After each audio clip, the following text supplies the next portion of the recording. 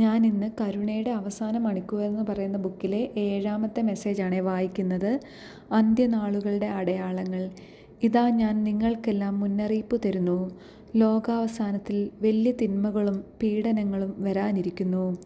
എൻ്റെ 2ാം വരവിന് മുൻപായി സംഭവിക്കാനിരിക്കുന്ന അടയാളങ്ങളെക്കുറിച്ച് ഞാൻ നിങ്ങളോട് പറയട്ടെ. ദൈവം നിങ്ങളെ തനിയെ വിടില്ല എന്നറിഞ്ഞിരിക്കുക. അവിടുന്ന് എന്നെയും തനിയെ വിടുന്നില്ല. ഞങ്ങളുടെ പിതാവിൻ്റെയും പുത്രൻ്റെയും കരുണയിൽ ഞങ്ങൾ പലപ്പോഴും മനുഷ്യർക്ക് അടയാളങ്ങൾ അയക്കുന്നു. അത് ആസന്നമായ മഹാപീഡനങ്ങളെക്കുറിച്ച് അവർക്ക് മുന്നറിവ് നൽകാൻ വേണ്ടിയാണ്. ദൈവം തൻ്റെ വിധിയുടെ ന്യായാസനത്തിങ്കൽ വെച്ച് തങ്ങൾക്കെതിരെ പുറപ്പെടുവിക്കാനിരിക്കുന്ന ശിക്ഷാവിധികൾക്ക് പകരം തങ്ങൾക്ക് അവിടുത്തെ കരുണ ലഭിക്കാൻ കാരണമാകും.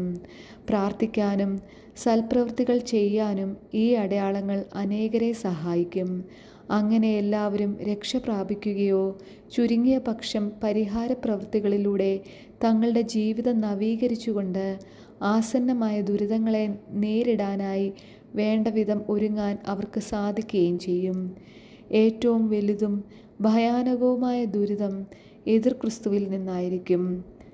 അതുപോലെ തന്നെ ആകാശത്തിൽ നിന്നിറങ്ങുന്ന അഗ്നി കൊണ്ടുള്ള ദുരിതങ്ങളും. അതിനുശേഷം ലോകത്തിൻ്റെ മേലുള്ള വിധി നിർവഹിക്കപ്പെടും. ഈ മഹാപീഡനങ്ങളോടെ നാം കാണുന്ന ലോകം അവസാനിക്കും.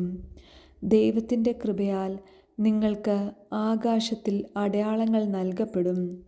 സൂര്യനിലും ചന്ദ്രനിലും നക്ഷത്രങ്ങളിലും അവ ദൃശ്യമാകും.